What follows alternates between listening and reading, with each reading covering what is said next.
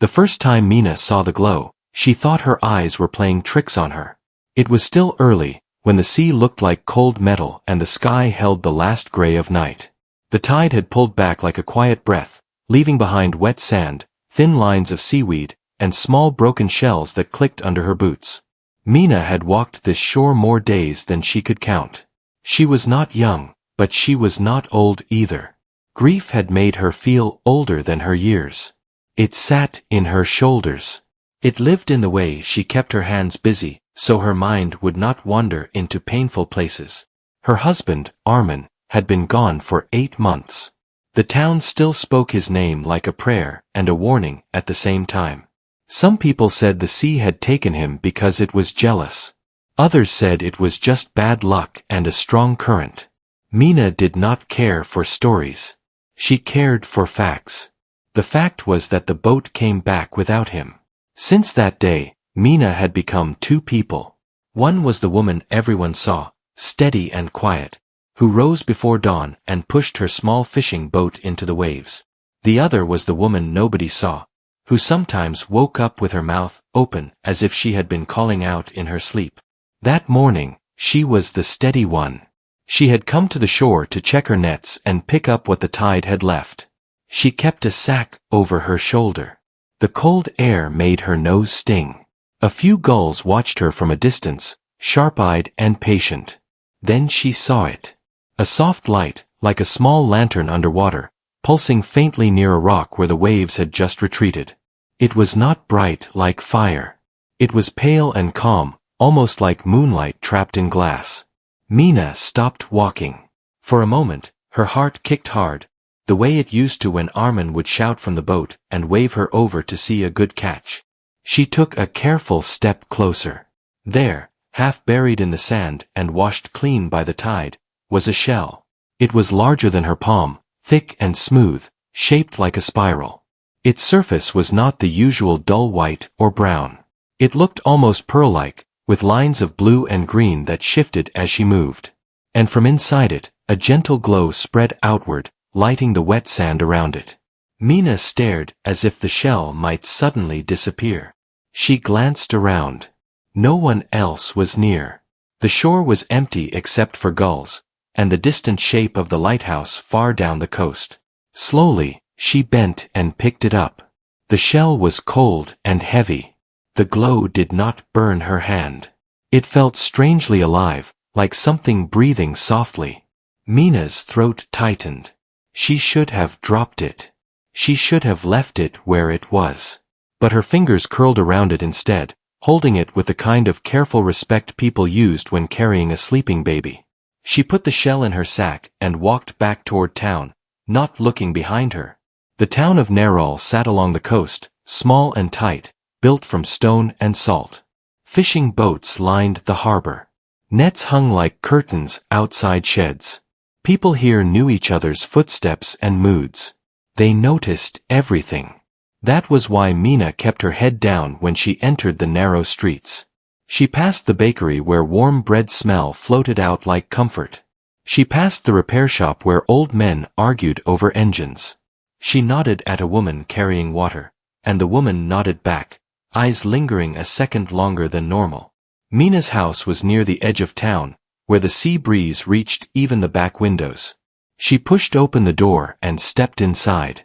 The quiet hit her like a wall. Armin's boots were still by the corner, cleaned and placed there neatly. Mina had not moved them. She told herself it was because they were useful, but she knew it was because moving them would make his absence feel official. She set the sack on the table and pulled out the shell. In the dim light of her kitchen, it looked even stranger. The glow made soft shadows dance on the walls. Mina sat down slowly, as if she might faint if she moved too fast. She watched the shell for a long time. The glow seemed to rise and fall, like a heartbeat. Then, as if responding to her attention, the shell made a sound. It was not a loud sound. More like a faint click from deep inside. Mina's skin prickled. Her mind ran through all the things it could be. Some sea creature inside. Some chemical reaction. Some trick of nature. She had seen rare fish, odd coral, even strange stones, but nothing like this. She reached for a knife, stopped, and pulled her hand back. She did not want to harm it. She did not know why. It was a feeling, strong and stubborn. Instead, she carried the shell to the window, where morning light was growing. She held it up. The shell's glow did not fade. It looked clearer, almost sharper. And then Mina saw something that made her breath stop. Inside the shell, behind the glowing surface, there was something else. Not just light. Not just empty space. Something dark, thin, and straight. Like a small strip of metal. Mina's hands shook. Metal did not belong inside a shell. She set it down on the table and stared at it, her mind moving slowly, like a boat pushing through thick water. Armin had once told her about smugglers. About hidden compartments. About people who used the sea to move things they did not want seen. But Mina had never believed those stories mattered to her. Nerul was quiet. Nerul was simple. People here caught fish and fixed boats and complained about weather. Yet the shell sat on her table like a question nobody had asked out loud. Mina took a deep breath and put her ear close to it. At first she heard only the usual quiet of her house. Then, faintly, she heard something else. A sound like a tiny scratching. Then another click. It was as if something inside was trying to move. Mina pulled away, heart pounding. She stood, paced once, then sat again. Her palms were wet. Just open, she whispered to herself. Just see what it is. But even as she said it, fear rose in her. Not fear of the shell itself. Fear of what it might mean. Fear that it might pull her into trouble. Fear that it might connect to Armin's death in a way she was not ready for. She looked at the calendar on the wall. Armin's birthday was circled in red. That circle felt like a wound. Mina grabbed a cloth, wrapped the shell, and placed it in a wooden box under the bed. She shut the lid like she could shut away the question too. For the rest of the day she tried to work. She went to the harbor. She checked her nets. She sold fish to the market. She answered people's polite questions with polite answers. How are you holding up, Mina? Doing fine. Need any help with the boat? No, thank you.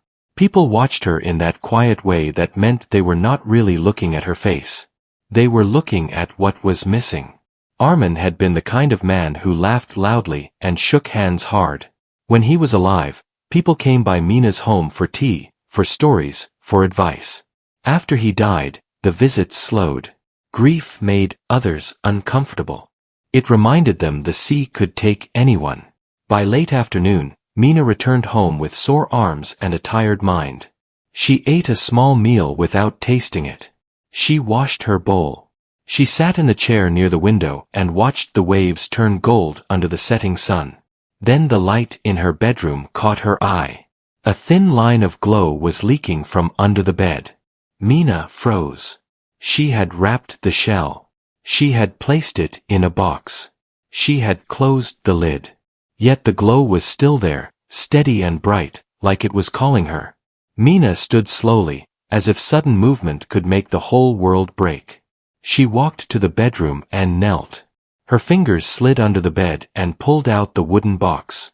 The lid trembled. Mina pulled her hand back, then forced herself to open it. Inside, the cloth was shifting.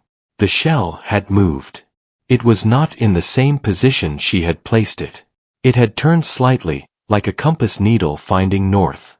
And the glow was stronger now, spilling out in waves. Mina's mouth went dry. She lifted the shell. It was warmer than before. The clicking sound came again, louder. The scratching too. Then, with a sudden sharp crack, a thin piece of the shell near the top broke open by itself.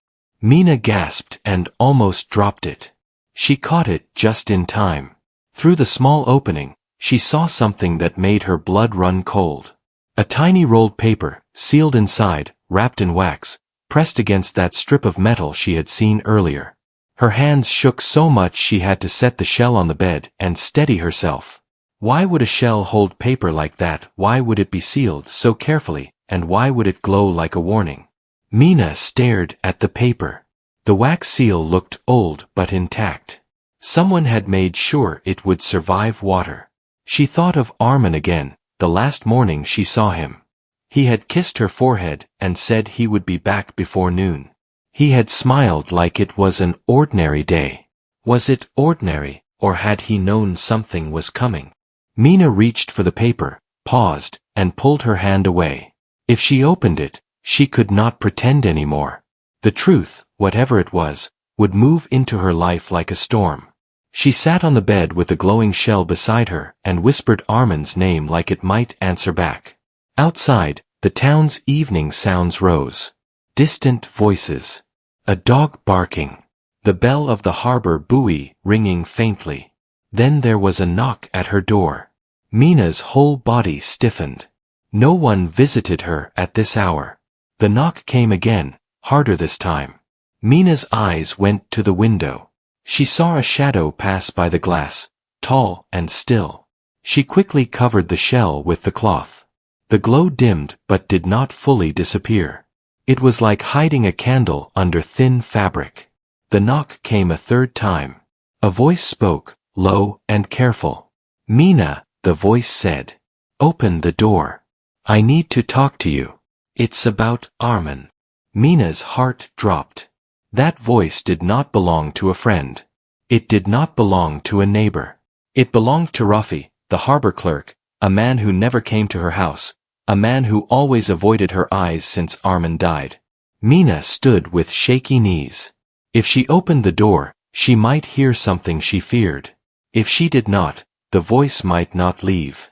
The shell's glow pulsed under the cloth like a heartbeat, as if it knew the moment was coming. Mina took one step toward the door, then stopped. She looked back at the shell. Then she looked at the door again.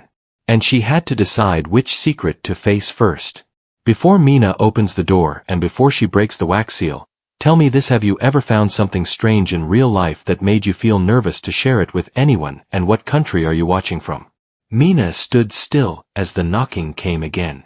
Her heart felt like it was beating inside her throat.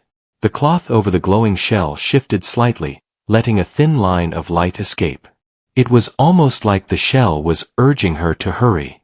"Mina," Rafi said again from the other side of the door. "Please open. This is not something I should say outside." She took a slow breath and walked to the door. Her hand rested on the wooden latch for a second before she pulled it open. Rafi stood there with his cap in his hands. His face looked pale, almost tired. He was a thin man who worked at the harbor desk, writing down what went in and out. He had always been quiet, but tonight he looked shaken. "What is it?" Mina asked. Rafi glanced behind him, down the empty street, then back at her. "Can I come in?" Mina stepped aside. Rafi entered and closed the door gently, as if afraid of making noise. The glow from the shell softly lit the room, even though it was still covered. Rafi noticed it and frowned. "What is that?" he asked. "Nothing," Mina said quickly. "Just something from the sea." Rafi nodded, but his eyes lingered on the cloth for a moment longer. Then he looked at Mina again. "I should have come sooner," he said. "But I did not know how." "Come for what?" Mina asked. "Armin is gone. There is nothing left to say." Rafi swallowed. "There is more to his last trip than you were told." Mina felt a cold wave move through her body. "What do you mean?" Rafi moved closer and lowered his voice. "The day Armin went missing, there was something strange about his boat. It was heavier than usual. When I wrote the harbor records, I saw something I should not have seen." Mina's fingers clenched. "Saw what?" "Extra cargo," Rafi said. "Hidden below the nets. It was not fish. It was sealed boxes. No markings. No records. When I asked him about it, he told me it was just tools." But his eyes did not match his words. Mina felt dizzy. Armin never did anything wrong. "I know," Rafi said quickly. "I am not saying he was bad. I am saying he was scared. The cloth over the shell slipped a little more, and the glow brightened. Rafi noticed it again. Mina, he said slowly. That light. Is it what I think it is? Mina's breath caught. What do you think it is? Something from those boxes, Rafi said. Something people are willing to hurt others for. Mina shook her head. You are wrong. Rafi stepped closer. Listen to me. After Armin vanished, 2 men came to the harbor asking about him. Not police. Not fishermen. They had clean shoes and cold eyes. They wanted to know what he carried. Mina felt her legs weaken. She sat down. They warned me not to talk, Rafi said. But when I saw the glow just now, I knew it was connected. Mina slowly pulled the cloth off the shell. The room filled with soft light. Rafi gasped. By the sea, he whispered. So, it is real. What is real? Mina asked. Rafi leaned in, careful but drawn to it. There are stories among dock workers about glowing shells used to hide messages and items. They are made special so they look like normal sea things. But they protect what is inside. Mina looked at the cracked opening in the shell. There is paper inside. Rafi's eyes widened. A message. Mina stared at the wax seal. Her hands were trembling. Why would Armin hide a message in a shell? Because someone was after him, Rafi said. And he trusted the sea more than people. Mina's chest felt tight. He never told me. Maybe he wanted to protect you, Rafi said softly. Mina closed her eyes. Armin's smile filled her mind. Open it, Rafi said gently. We need to know. Mina slowly picked up the shell and carefully pulled out the rolled paper. The wax seal was warm, but it did not melt. She broke it. The paper opened with a soft sound. Inside was writing. Armin's writing. Mina knew his letters anywhere. He used to leave small notes for her in the kitchen. Her eyes filled with tears as she began to read. Mina, if you are seeing this, then something went wrong. I am sorry I did not tell you. I was helping someone move something important across the sea. They said it could save many lives. But others want it hidden. They followed me. If I do not return, please trust what is inside this shell. It is proof. Mina covered her mouth. Rafi leaned over her shoulder. There is more, Mina whispered. She continued reading. The boxes hold records. Names. Places. Things people do not want the world to know. I hid one small piece here in case the rest is taken. This shell will glow when danger is near. Please be careful. Mina felt like the room was spinning. So Armin was trying to expose something, Rafi said. Yes, Mina said. He was not running. He was standing up. Rafi nodded slowly. Then his death was no accident. Mina looked at the shell.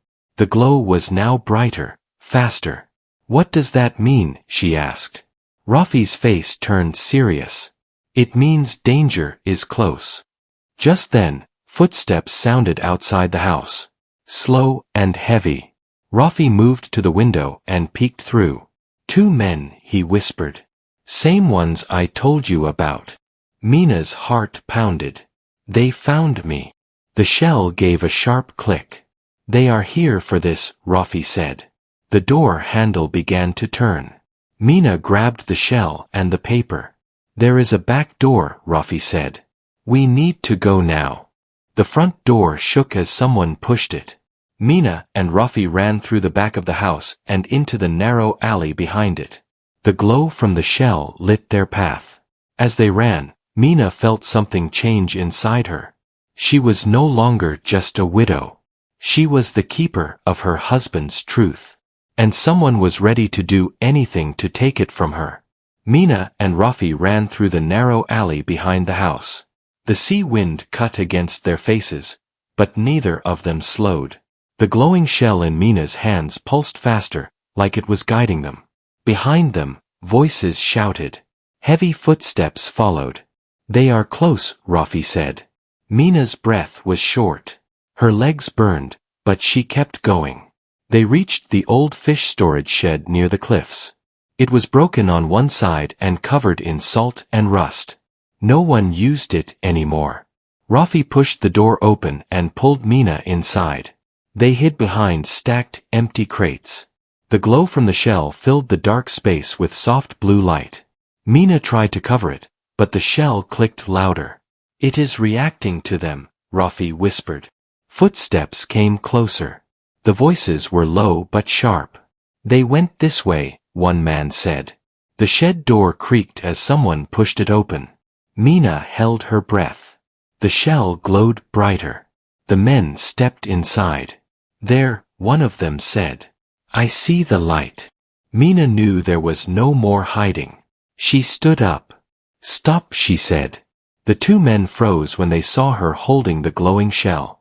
That belongs to us, one of them said. Give it now, and you will not be harmed. This belongs to my husband, Mina said. And he lost his life because of what you are hiding. The man laughed without humor. Your husband made a mistake. No, Mina said. He made a choice. She lifted the shell and pulled out the rolled paper. This is proof, she said. And the whole town will see it. Rafi stepped beside her. And more is hidden in the sea. You cannot erase everything. The men exchanged looks. One of them reached forward. Before he could touch the shell, a loud horn sounded from the harbor. People were gathering. Lights were turning on. Someone had heard the noise. Mina raised her voice. Armin was taken because he tried to tell the truth, she shouted. He left this for me so the lies would not win. The shell glowed so bright that it lit the shed like daylight. People began to run toward the noise. The men stepped back. This is not over, one of them said before turning and running. They disappeared into the dark. Mina's legs gave out. Rafi held her. You did it, he said. Mina looked at the shell. It slowly began to dim. The next morning, the whole town of Nerol gathered by the harbor. Mina stood in front of everyone with the shell and the paper. Rafi was beside her. She read Armin's message out loud. The crowd grew quiet. People began to understand.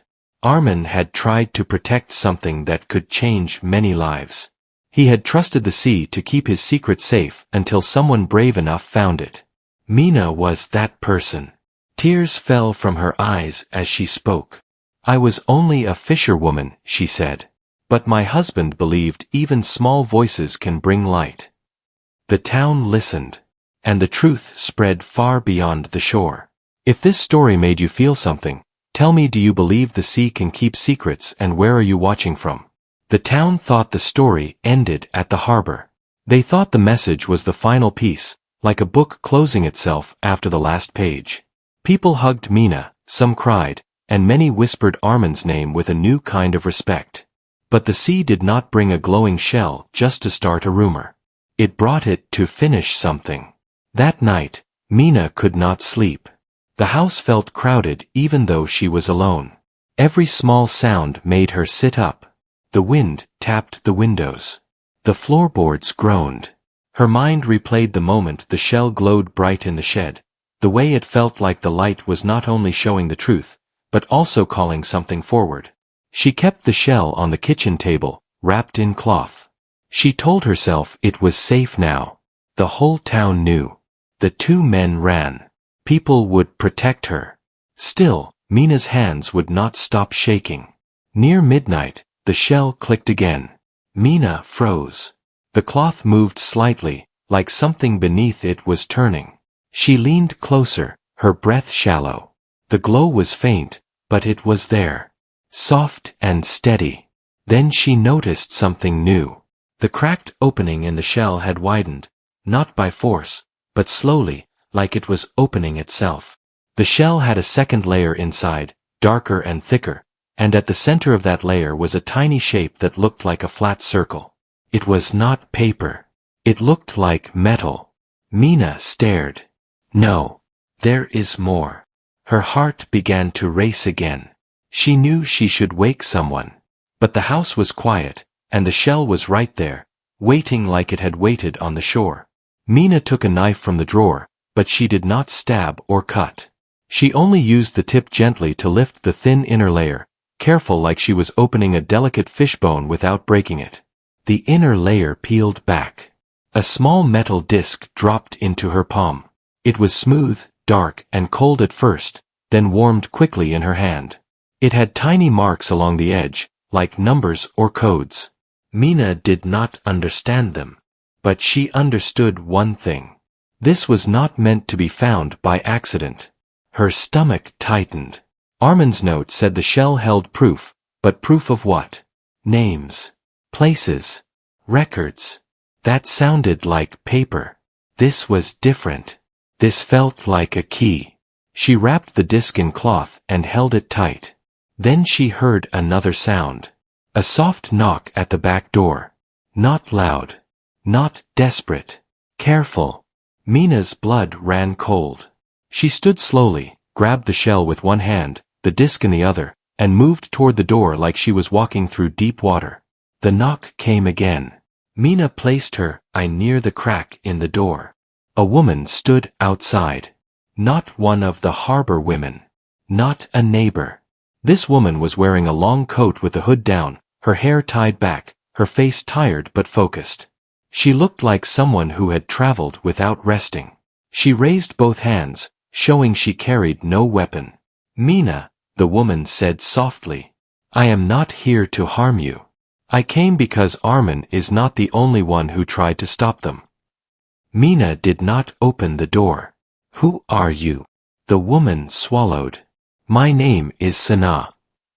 Mina's heart jumped at the name, because Armin had spoken it once months ago, only once, and then he had gone quiet.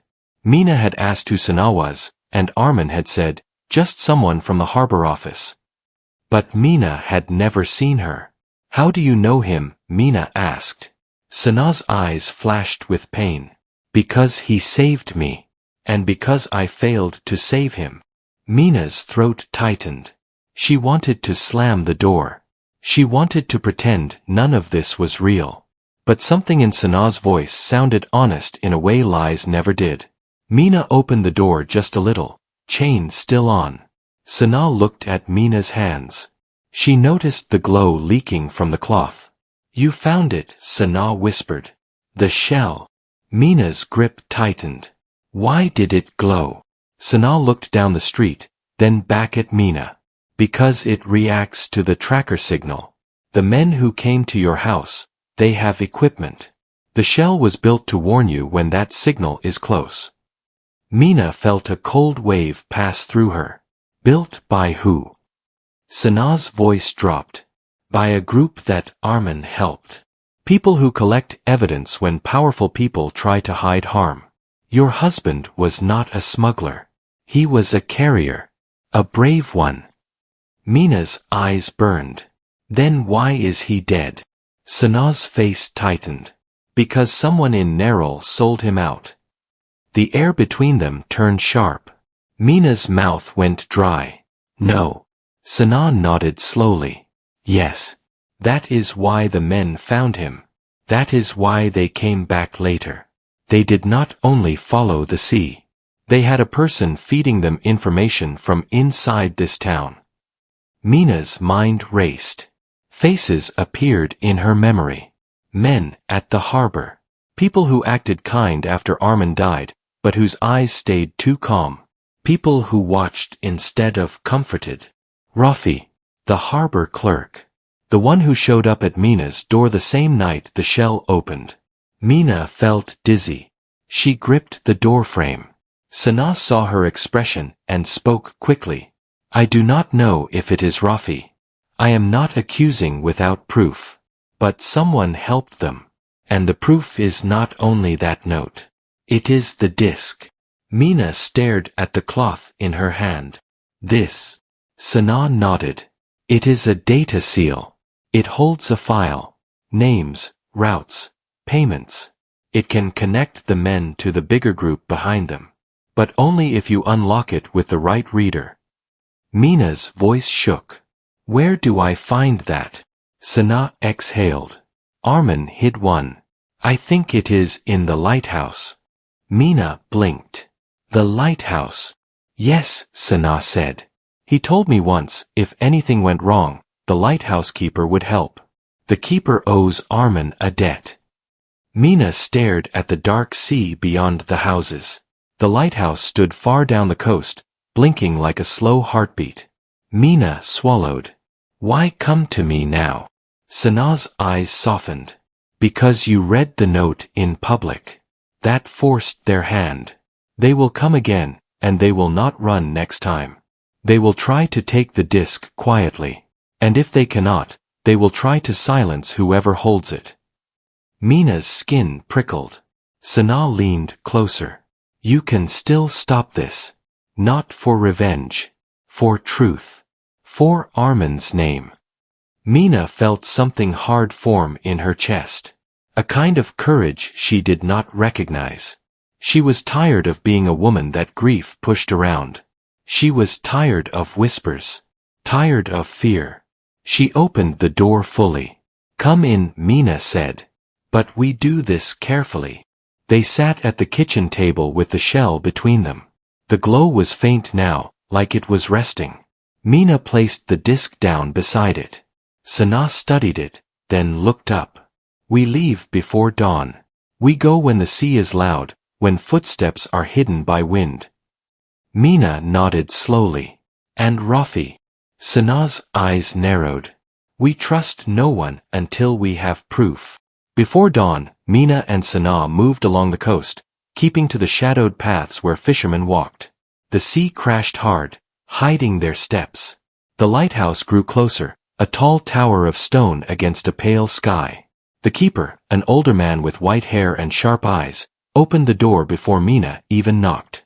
Mina, he said, voice rough. I heard what you said at the harbor. Mina lifted the shell slightly. The faint glow reflected in the keeper's eyes. He stepped aside without a word. Inside the lighthouse, the air smelled of oil and salt. The keeper led them to a small locked cabinet behind the stairs. He opened it and pulled out a metal reader, worn but clean, like it had been kept ready. Armin left that here months ago, the keeper said. Said someone might come needing it. Mina's hands trembled as Sana placed the disc into the reader. A small light blinked. Then a quiet beep. A list appeared on the tiny screen. Mina could not read all the words, but she recognized some. Names from nearby towns. Boat numbers. Dates. And then one line that made her stomach drop. A name from Nerol. Not Rafi. A different name. Someone Mina knew well. Someone who stood beside her at the market after Armin died, acting kind. Someone who offered to help with her boat. Mina's mouth went dry. Sana looked at Mina's face and knew. You recognize it. Mina nodded, unable to speak for a moment. Her hands curled into fists. The lighthouse keeper stared at the screen. So it was not the sea that took him. It was people. Mina swallowed hard. What do we do now? Sana's voice was firm. We take this file to the proper authorities outside this town. Not local.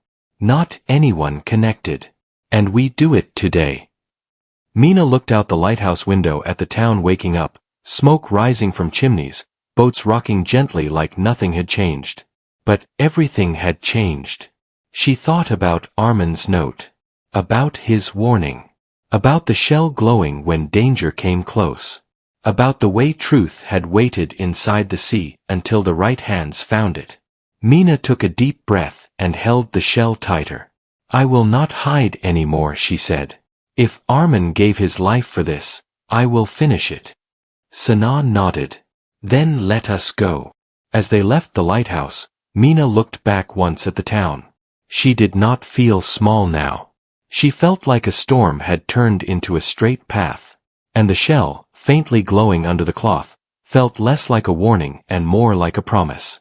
Before we end this story, tell me 2 things. What country are you watching from, and have you ever felt that someone you trusted was hiding something big from you?